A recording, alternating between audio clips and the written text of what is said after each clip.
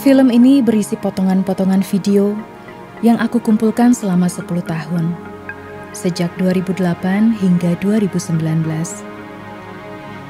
Tujuan awal penelitian ini adalah untuk menyelesaikan tesisku di jurusan filologi. Namun karena rasa penasaran, setelah tesisku selesai, aku melanjutkan penelitianku lagi. Aku merasa belum cukup mendatangi dan melihat aktivitas para nelayan.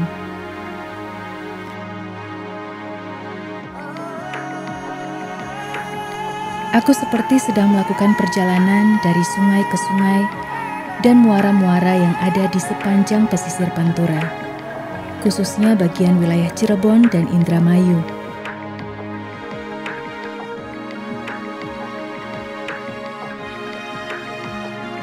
Di sanalah kutemukan bagaimana tradisi komuniti nelayan melaksanakan pesta laut atau nadran setiap tahunnya.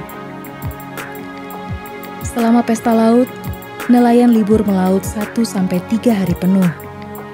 Mereka berpesta dalam rangka bersyukur kepada semesta atas diberikannya rahmat dan hasil laut yang bisa menghidupi mereka.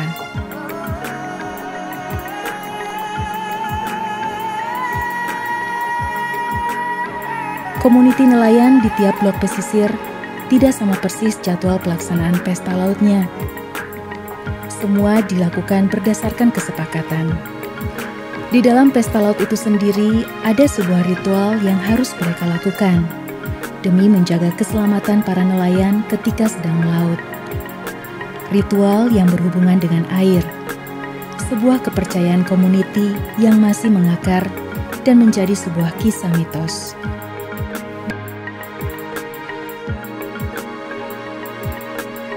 Di tengah laut mereka melarung sesajian atau persembahan. Diawali dengan berdoa dan diakhiri dengan membasuh diri. Sementara di darat, di hadapan barisan wayang kulit, ritual ruatan juga dilakukan demi tolak bala dan keberkahan seusai lakon Buduk Basu dan Dewi Sri mengudara. Kedua tokoh ini menjadi simbol penting masyarakat pesisir dalam menjalani kepercayaannya.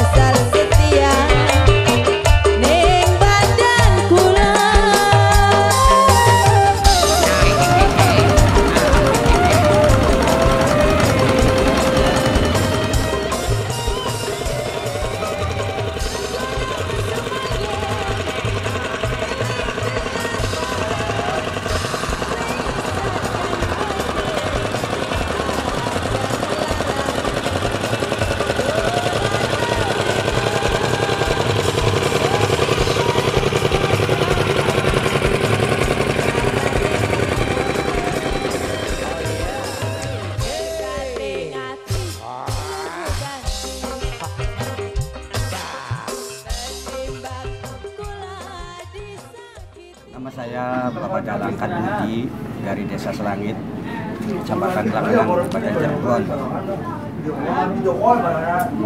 Yang ditanyakan, Pak? Tentang ini dalam rangka dalam rangka ini pesta laut alias nadran. Kalau orang Jawa bilang itu nadranan. Ini pesta laut.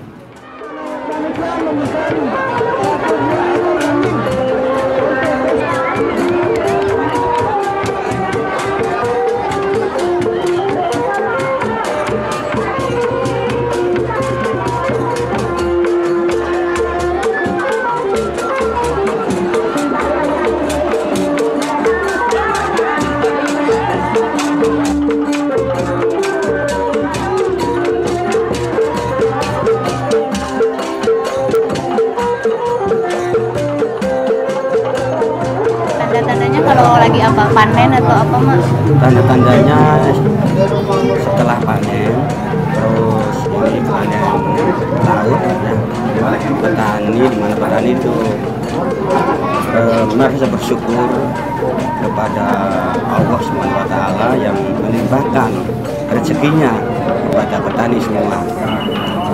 Dan dilaksanakan tiap tahun itu ada adat pesta laut.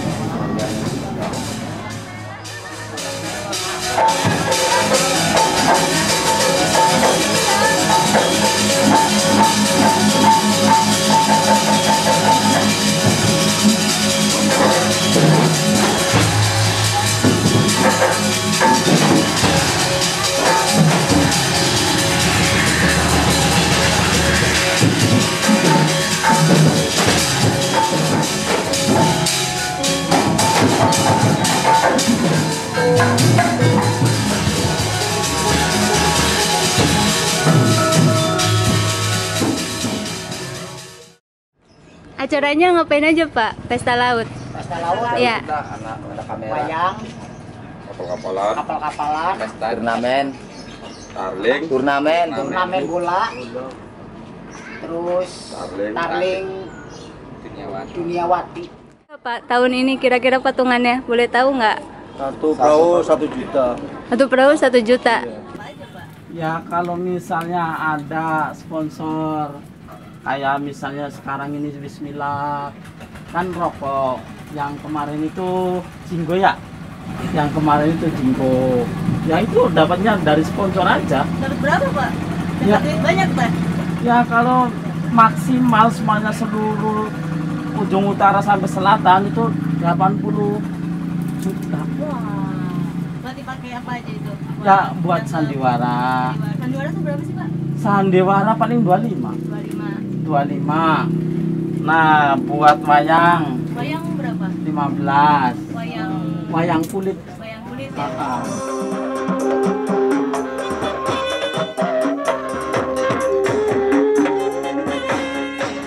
Jadi walaupun ada kesenian lain, organ, walaupun ada sandiwara dan lain sebagainya, tapi tetap biarin aja lah, bareng-bareng gitu. Ada kan sewaktu-waktu ada berhenti, nanti kayak giliran berhenti organ, nanti giliran wayang. Di sini biasanya kan selingan biasanya ngadain wayang kulit. Cuman berhubung kalau wayang kulit zaman sekarang itu jarang penontonnya, makanya kita seling, tapi acara ritual intinya kita adain. Itu tetap ada ritual ada. Kami lepati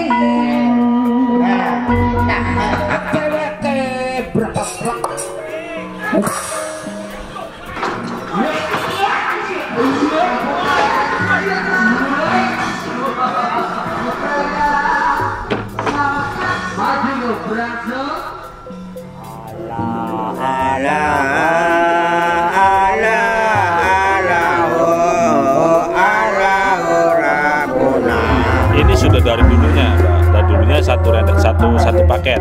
Dengan adanya sedekah bumi, kalau sedekah buminya kan khusus untuk bagi para petani. Di sini khususnya banyaknya nelayan. Petani juga ada, makanya para juru kunci di Astana Gunung Jati ngadain sedekah bumi dan nadran.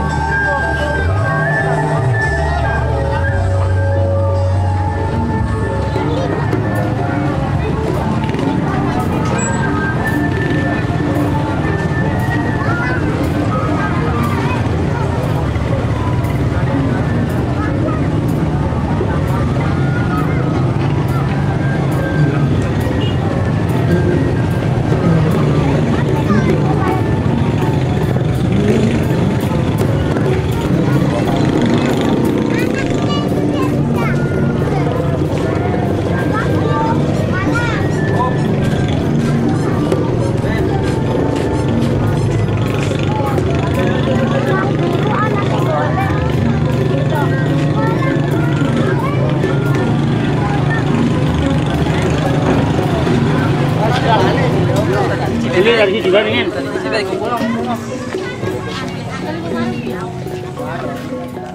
Mangga sesarangan kula sami-sami mengiring dalam rangka tasyakur syukuran pada Allah Subhanahu wa taala sesuai dengan sejarah para leluhur kita. Oleh karena bersyukur ini dalam rangka kita mengucapkan rasa syukur kepada Allah Subhanahu wa taala karena pada hari ini kita semua warga Bondet khususnya masih diberikan nikmat sehat, dan harapan kami semua agar semua dengan tasyakur ini Allah Subhanahu wa taala akan terus memberikan rezeki yang berlimpah pada kita semua.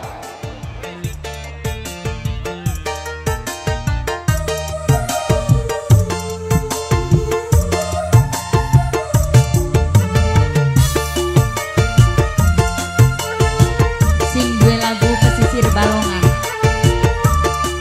Ayo Pak, mangga Pak. Ayo.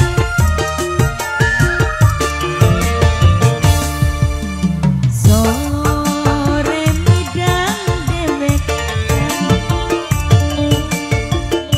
ning pesisir Balongan, nyawang ombak segara. Pesisir Balongan dadi saksi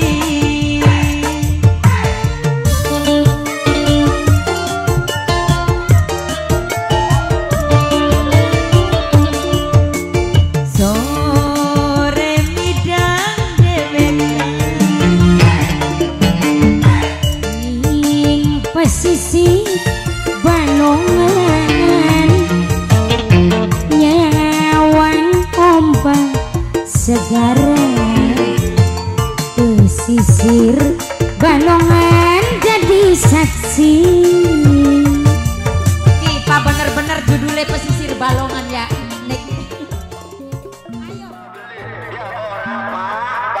Alhamdulillah wa syukurillah. Dengan izin Allah Subhanahu wa taala, sekarang ini kita sudah nyampe di suatu tempat yang insya Allah tempat yang diridhoi oleh Allah Subhanahu wa taala. Karena disinilah kita akan munajat memohon kepada Allah Subhanahu wa taala.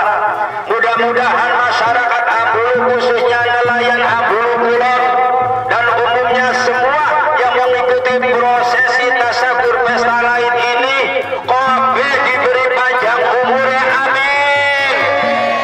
Diberkahi keselamatan, kesehatan, jumpa rezekine adob lainnya, amin. Alamiane, amin. Bisa membiayai putra-putri datang pendidikan, amin. Ana luwe bisa gawe umalan kendaraan ingkang mewah, Allahumma. Mudah-mudahan ana berkah oleh barokah. Barokah di dalam umure, barokah di dalam anak cucune, barokah di dalam kekeluargaane, barokah di dalam usahane, Allahumma amin. Barokah di dalam usahane, mudah-mudahan rezekinya lancar, amin. Barokah di dalam anak putune, mudah-mudahan anak putune dadi putra putri yang solihah, amin. Barokah di dalam kekeluargaan, mudah-mudahan kekeluargaan dadi keluarga yang harmonis, amin. Kemahrifah, penuh cinta kasih sayang, tolong menolong, selalu maafkan, langgeng jodohnya minat dunia ilal akhirah, diberkahi rezeki sing akeh, Allahumma amin.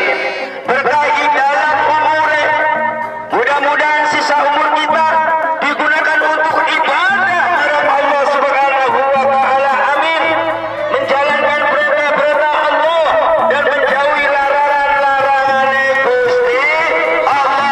Al-Fatihah. Op. Tangan.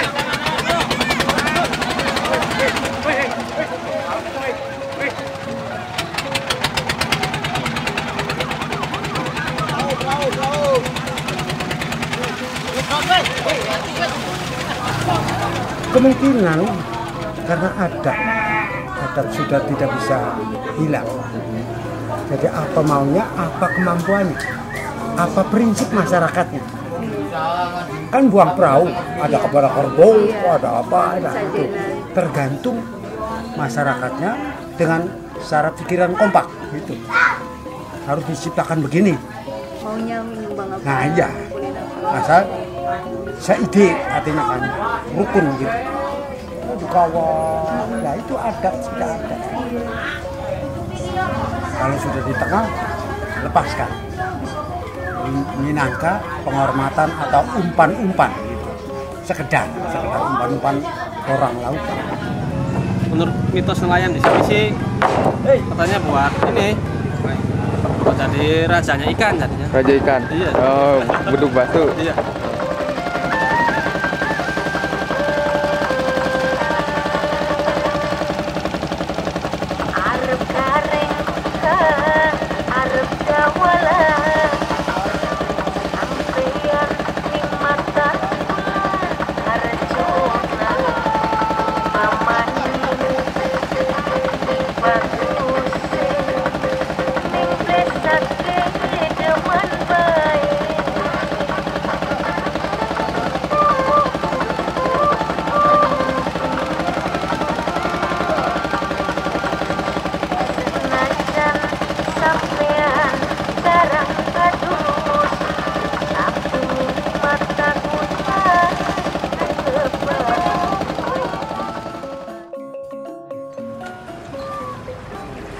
Dari pihak keraton sama dari pihak keraton, terus setelah acara nyetan api ke pantai baru acara sedekah bumi. Oh, tapi doa sama juga. Sultan Kanoman juga ya? Kanoman juga dan Kesepuan juga hadir kemarin.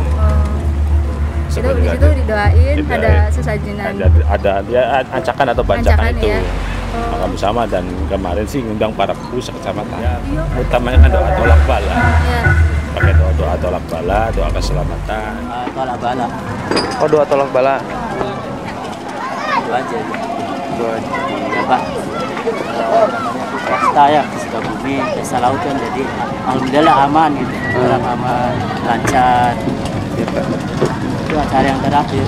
Nanti habis ini nanti ke sana Pak. Pulang ya nanti doa lagi sana.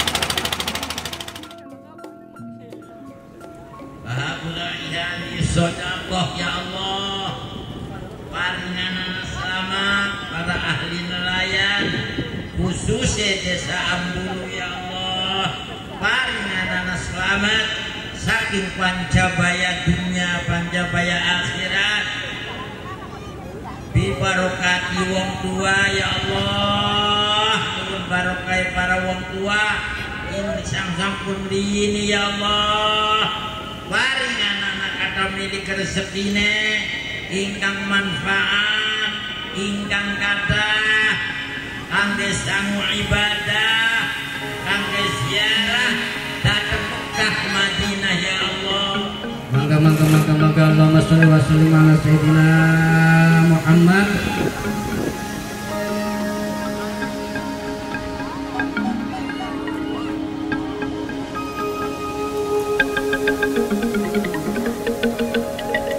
Dalam perayaan Pesta Laut, ada sebuah pagelaran yang wajib dihadirkan demi menguatkan unsur kepercayaan para nelayan lewat pertunjukan lakon wayang kulit purwa yang digelar siang hari sebagai bentuk tradisi lisan yang diturunkan dari waktu ke waktu.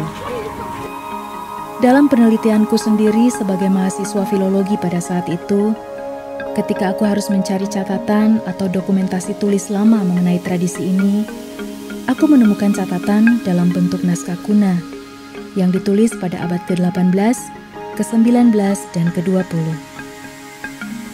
Dua naskah kuna pernah dialih-aksarakan oleh Plaete, ahli bahasa dari Belanda pada 1909 dan 1913 ke dalam aksara Latin. Kemudian ada naskah kuna beraksara Cecarakan Jawa dan berbahasa Jawa Cirebon yang ditulis pada 1837 oleh Pangeran Sujatmaningrat.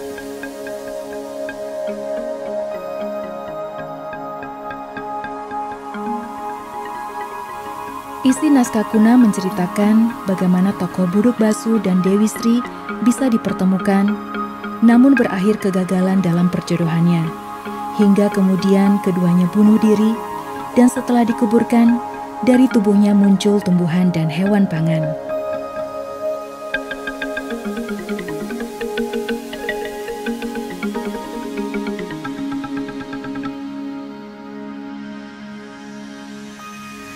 Ingkang tebelah enggal sira abengkah, amalesat anangwari, dadi satoh wan buaya, sasigare tiba ing ngalas, dadi kebo lawan sapi, Buduk Basu anggulayang, anggalenter aneng siti, dadi kacang jari jine anang lemah, daginge malesat mangkin, dumateng anang samudra, dadi saisine ika, iwak ingkang sawarnaning, ing dalem sagara, warna-warni ingkang rupi.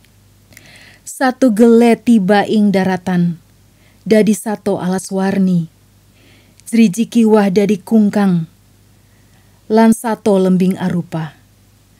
Matane dadi walang sangit, tiku cungur ama, untu ama yuyu mangkin. Kang kuping dadi iku jamur pun ika, gulu jajah kiwah iki, dadi sawarnaning lalap, kacang emes oyong cipir, kalawan pare yakang putih, pralimbur sakalian, wangsul surya aningali.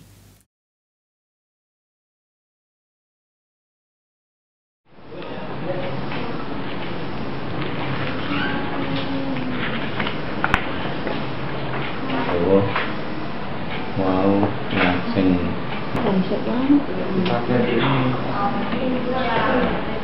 demi membolongkan matanya, mengorbankan huruf yang di belakangnya. Kemudian naskah kedua adalah naskah LRBB, yaitu berjudul Lampahan Ringgit Buduk Basu, mengungkapkan nilai-nilai kearifan lokal yang terkandung dalam teks Buduk Basu. Yang terakhir menyajikan kaitan antara isi teks dengan ilustrasi yang terdapat dalam naskah SSBB.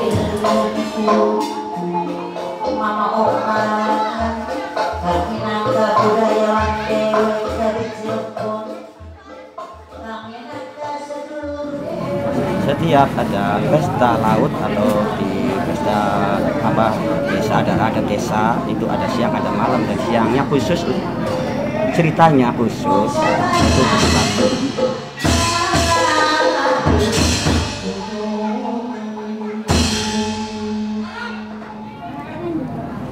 Mengenai lakon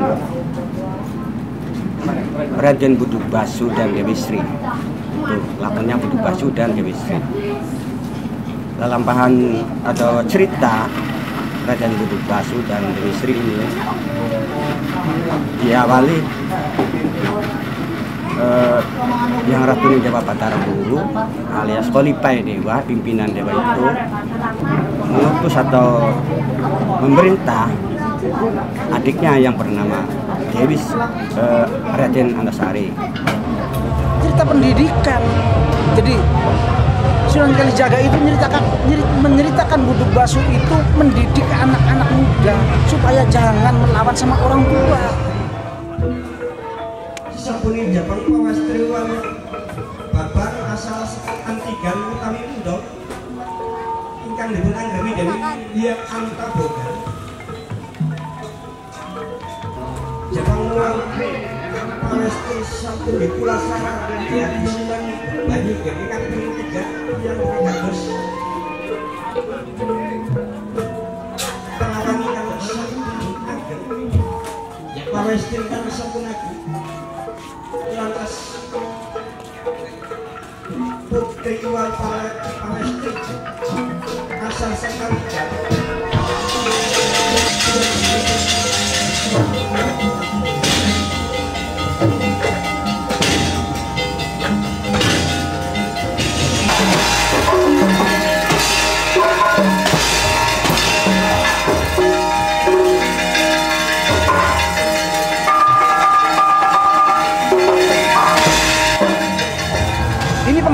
penghalangnya. Jadi karena Buduk Basu itu sampai kapan juga penasaran. Oh gitu. Jadi sampai sekarang juga. Sampai sekarang juga penasaran. Jadi suka pengen deket-deket sama Dewi Sri gitu. Jadi kan berarti emang bener Buduk Basu tuh hama gitu. Hama iya. Hama. Kejadiannya hama karena penasaran dengan Dewi Sri. Sirinya itu pari, nah ininya hama. Kejadiannya hama. Terus nanti ada yang menanggulangi ama ini nantinya tetap saja Wisnu.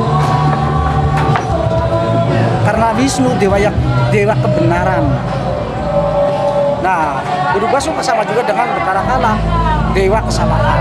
Karena pribadinya tuh penasaran. Penasarannya karena saya takung sama istri, misalnya saya cinta sama adik, belum nyenggol, belum apa, adiknya sudah nggak ada. Penasaran sampai kapan juga saya mati, biar saya juga penasaran. Sampai kapan juga saya penasaran. Tetap adiknya jadi apa, saya tetap jadi apa. Itu.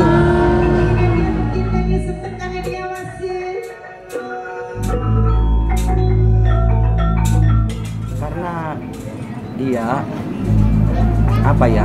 Kalau istilah bahasa Indonesianya, Batarku itu Ratun Dewa, duka itu marah, ya marah. Artinya mengucap yang tidak enak, Batarku marah, sehingga Antasari jadi nantinya ini bisa menjadi luka. Seluruh badannya luka-luka penuh dengan koreng ya. Terus dinamakan Raden Buduk Basu yang tadinya Raden Antasari. Singkat yang cerita, nanti Raden Buduk Basu itu dikawinkan dengan Dewi Sri. Dewi Sri nanti menjelma jadi padi utawa beras. Raden Buduk Basu nanti berubah menjadi ikan. Semua yang ada di laut itu Buduk Basu asal usulnya. Jadi nanti setelah menjadi ikan dan menjadi nasi itu bersatu alias jodoh. Makanya itu ada lauk, ada ikan, ada nasi, pasti ada ikan.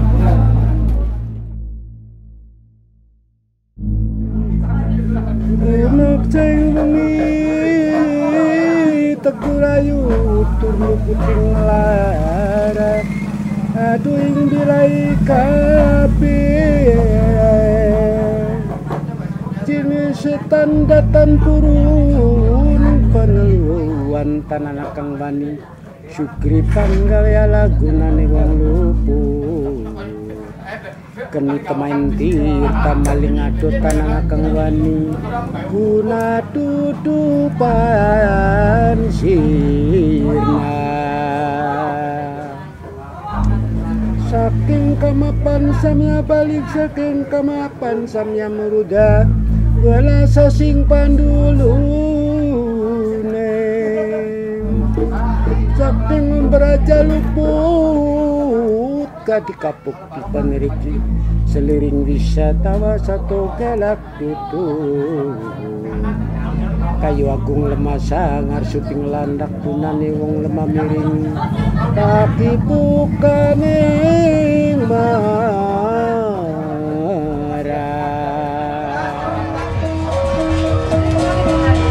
Bismillahirrahmanirrahim.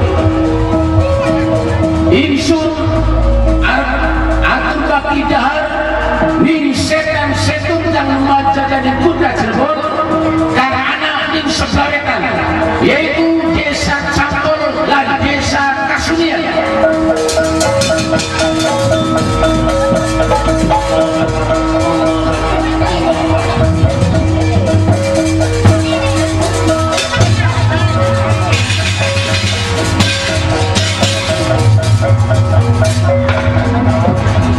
Bismillahirrahmanirrahim. Kula atur baki dahar ning sedang dan majadah ning Kuda Cirebon karena anak sedang itu yaitu kejawanan lan kali saja.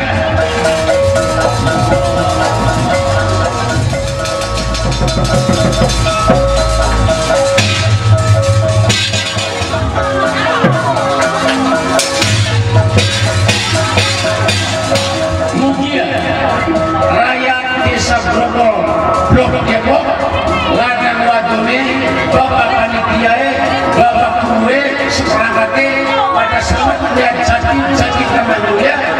Aduh lahir barang rezeki.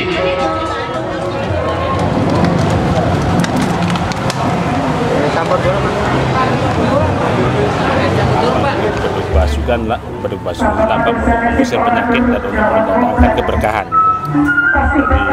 Jadi dalam cerita pembuyangan Raden Beduk Basuh, di saat masyarakat kena musibah itu yang ngobatin atau yang menanggulangi adalah Raden Beduk Basuh. Jadi sampai sekarang diyakini oleh masyarakat di saat ada ritual nadran atau sedekah bumi, mereka mengadakan acara kidung yang salah satu tokohnya adalah Raden Beduk Basuh. Kalau Dewi Srinya itu sebagai apanya, Kang? Dewi Sri sendiri kan sebagai lambang kemakmuran bagi para petani dan masyarakat yang di sekitar di saat itu masyarakat sebagai petani, lambang kesuburan. Dan Raden Beduk Basuhnya kan untuk mengusir penyakit wabah, penyakit. Jadi maunya yang bau reksa di lautan ini. Iya, bau reksa itu yang punya lautan, yang menguasai ikan. Saya raja ikan, raja ular, raja siluman, raja demit, komplit dihormati, dikidung dengan hidung itu. Alhamdulillah tidak mengganggu sama masyarakat, insya Allah tidak mengganggu. Karena boleh dikatakan kata dianya sih, saya selalu setiap tahun dihormati sama anak cucu yang masih hidup ini. Iya, itu yang namanya ngruat. Nah, air kembang itu kan diambil oleh semuanya orang nelayan, itu ambil satu gayungan lah, dibanjurkan di muka. Kalau adat zaman dahulu itu minta air kidungan, ya buat cari berkah lah, ya memang Gusti Allah ngasih, tapi ya ini memang dari dulu sih adat. Itu banyak kidungan. Dari wong Cirebon niku banyak kidungan, ya kados niku disiram biar selamat, ya sing jaluk selamat. Nah, wis rezekine akeh. Yang pula wong seniki jadi ya yang adat kudu dilah kena. Kayak pesta laut, ya kados niku. Setiap tahun berarti apa ya? Iya, setiap tahun. Akhir tahun. Bulan 12.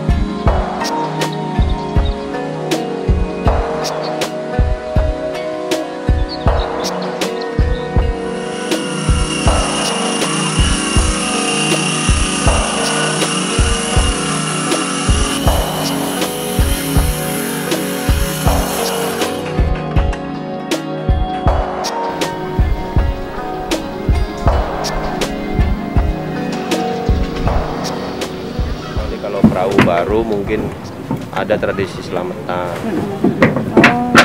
Malamnya juga melek-melekin gitu. Nah di meleki itu yang datang itu, nah mereka kasih tuh apa makanan, nasi segala macam. Nah sampai pagi jam 5 atau setelah subuh itu, nah mereka udah usap-usap tuh, termasuk potong apa ayam segala macam gitu ya, usap-usap. Nah sampai alat produksinya juga, alat kayak piring apa kan, sediaan dia di ke laut, nah baru dia diturunkan ke sungai. Nah termasuk memang ketika dia beraktivitas itu juga masih ada tantangan tuh. Saya juga pernah ngikut sekali itu. Ketika saya mau BAB itu, saya nggak boleh nongkrong, harus duduk. Saya nggak ngerti apa maksudnya. Nah terus yang nggak boleh ketika nelayan misalnya habis perbekalannya, termasuk kalau nelayan ketemu ya dia di atas laut ya habis ya, itu memang dia ngasih. Tapi ada syarat yang memang dia nggak kasih, misalnya apa paku katanya. Ya nggak boleh itu. Saya nggak tahu apa itu alasannya nggak boleh. Ketika orang minta paku, dia bilang mesti nggak ada. Termasuk juga ketika dia kena badai di tengah itu, yang dihadapi itu kan kadang angin puting beliung itu. Nah di saat puting beliung itu mau kena perahu, rata-rata tuh nelayan telanjang. Dia harus buka baju, kepercayaan dia ya. Buka baju, begitu angin dekat perahu, biasanya ketika dia telanjang dia hilang gitu angin, atau langsung ke atas gitu bang, nggak ngerjang perahunya. Nah, di saat itu telanjang. Kalau penentuan harga ikan dalam pelelangan itu sebenarnya tidak ada patokan dari pemerintah sebenarnya. Cuman secara tradisi, secara apa, harga ikan tongkol misalnya udah segitu. Nah dalam menentukan harga di pelelangan biasanya dia cepat ngomong gitu. 2.400 kita juga kadang nggak ngerti. Nah memang bagi kita yang nggak ngerti, kadang juga paham juga. Nah tapi yang ngerti biasanya dia tahu juru lelang ini menyebutkan angka berapa. 10, 20, 23, 14, 50, 60 di bawah sini, 2.260 sini. Baik ini Kiko. 100 mana? 5 Ibu Tumi, 105 Ibu Turmi. Ayo kawak si nomor telurnya gini 16 kilo, 16 kilo gini go. Ayo gini 250 raja, 250 raja, 14 kilo, kadangnya 14 kilo, 14 kilo gini go. Tujuan pelelangan itu kan sebenarnya mengamankan harga jual nelayan. Ya, biar harga itu adil, ya, sesuai. Nah, masalahnya banyak nelayan kecil yang saya kira mayoritas di Indonesia itu, mereka kan memang tidak bisa dia jual ikan itu langsung ke pelelangan karena hampir semua nelayan kecil ya terutama itu dia berutang kepada pengepul.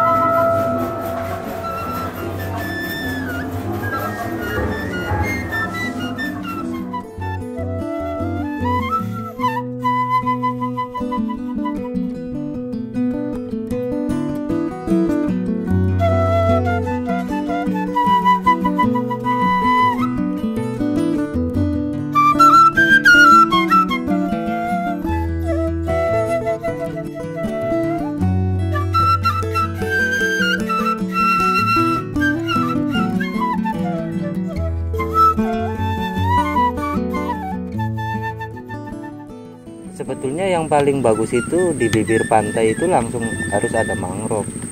Karena fungsinya salah satunya kan untuk mencegah badai, terus untuk menghalangi air tanah, air tawar itu langsung jatuh ke laut. Jadi paling tidak ketersediaan air tanah itu bisa dijaga dengan adanya mangrove. Di samping itu kan cocok untuk habitat hewan-hewan pantai. Di situ kan udang bisa bertelur, bisa macam-macam, apa nanti masuk ke tambak, kan ada penghasilan dari itu semua. Tapi kadangkala bersinggungan dengan BBWS, bersinggungan dengan instansi terkait, manakala ada pelebaran sungai itu ditebang.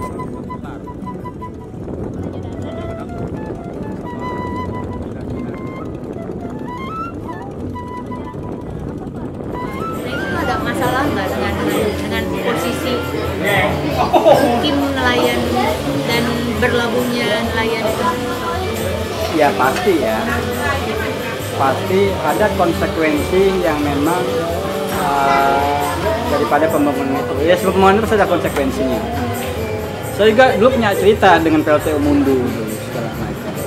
Jadi dulu itu kan mereka kan di wilayah pembangunan itu kan memang dia bebas, artinya dia memang nggak terbatas, dia memang mencari ikan di situ ya. Tapi begitu ada pembangunan, jadi agak keganggu. Ya. Belum dampak seperti pencemarannya yang memang ada. Ya jelas ini sangat-sangat mengganggu sekali. Nah, di mana saja itu pembangunan itu akan menjadi masalah. Saya belum lama tuh di Bali kan, nelayan yang dulu dia nyandar di Ngurah Rai, dia pindah ke arah Kuta. Nah di Kuta itu ada dibangun resort, nah, dia pindah lagi. Dari yang jumlahnya banyak menjadi mengecil. Nah, itu memang begitu banyak, termasuk di sini di Balongan. Majakerta itu nggak sebanyak dulu, Tapi kan banyak. Kemudian itu tadi pembangunan itu kan disangkanya itu kan ada ekonomi yang teratas ke bawah. Sebutnya itu apa ya? Kalau istilah ekonomi apa? Trickle down efeknya itu. Jadi ada perusahaan terbukanya lapangan kerja gitu kan, sehingga mereka lupa akan identitas dia secara sosial budaya. Dia punya tanah, dia punya laut, dia punya perahu gitu ya, dia lupa. Nah sehingga dengan adanya itu, wah udahlah masuk Pertamina lah dengan ini, akhirnya mereka dijual tuh. Makanya kayak Balongan sebenarnya udah nggak ada itu tanah, sawah, semuanya udah ganti itu semua kan, termasuk di Majakerta. Walaupun ada perahunya tapi jumlahnya kan udah nggak sebanyak dulu. Nah, ya ini dia pembangunan ini yang kemudian ya itu menimbulkan nelayan. Hampir semua kejadian-kejadian nelayan di Indonesia itu begitu semua.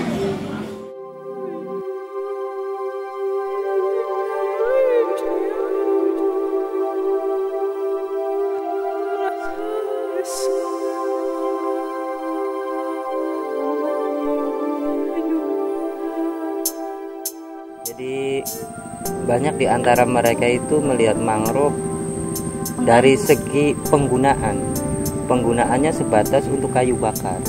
Itu ya tingkat SDM seperti kami ya, ada masyarakat yang seperti itu ya harus dimaklumi. Sebetulnya kan dari semua stakeholder itu harus memberi penyadaran pentingnya mangrove. Yang jelas ditekankan pada kesadaran bahwa menanam itu kebutuhan kita sendiri, jadi tanpa harus ada yang nyuruh apa. Kayak seperti ini, nyari bibit sendiri, tanam sendiri, semai sendiri, itu tanpa menggunakan dana dari pemerintah. Itu patungan, beli aqua ya ayo patungan. Kalau bisa sih, kalau bisa bagi saya ya sebagai orang nelayan, kalau orang nelayan itu kan gak enak. Kalau bisa ya darat lah. Contohnya apa Pak? Hah? Contohnya apa? Ya contohnya kayak kita ini, kalau orang nelayan itu kan tantangan itu lebih besar. Kalau misalnya kerja di darat kan enak, walaupun gaji sedikit atau gimana lah, itu ya kalau bisa ya darat. Nanti kalau misalkan semua pada di darat nggak ada yang jadi nelayan? Ya pasti ada orang nelayan, pasti ada orang yang nggak sekolah, pasti kan jurusannya itu ya nelayan.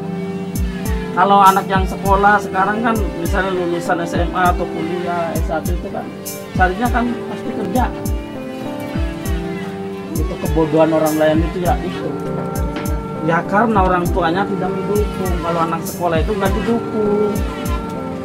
Kelas 1, kelas 2 SD kan kebanyakan kan anak-anak sini kan semuanya cari uang. Kecil-kecil udah cari uang. Nyari apa? Ya maksudnya kalau misalnya ini ya, saya datang dari laut. Nah, kalau biasanya cari apa kata orang sini tuh alang-alang, minta orang satu di sini, orang 4 kan kadang-kadang kan dapat 4 biji. Kan kalau dijual kan sampai 50.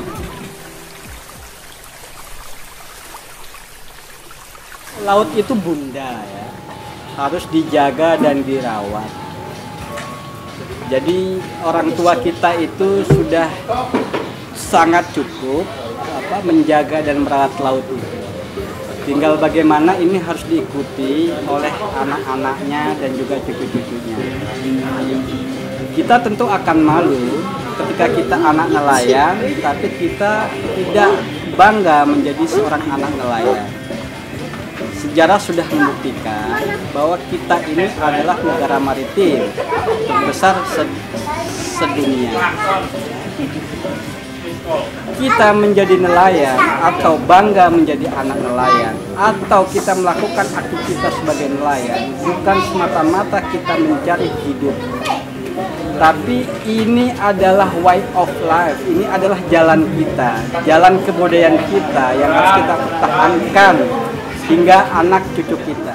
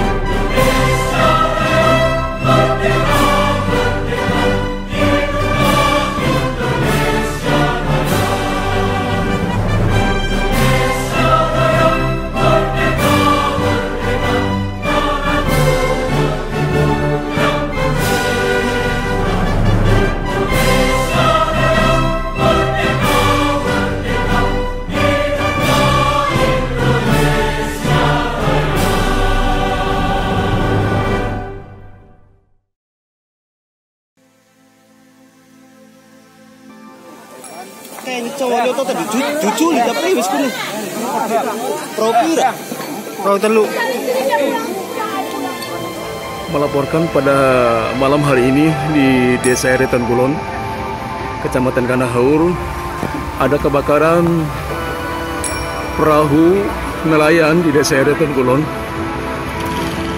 Ini masih berlangsung. Belum tentu berapa puluh perahu yang terbakar dan belum tahu juga apa penyebab daripada kebakaran ini.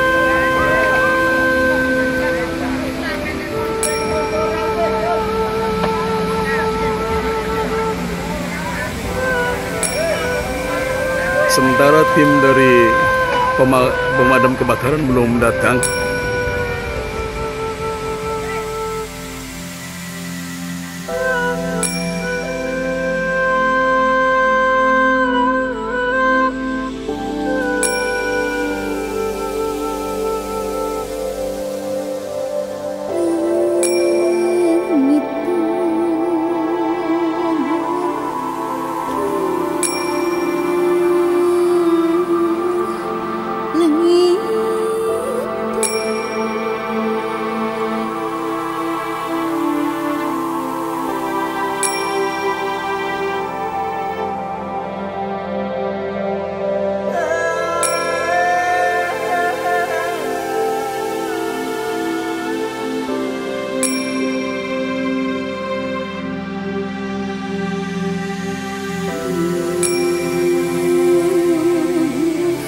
Di kemana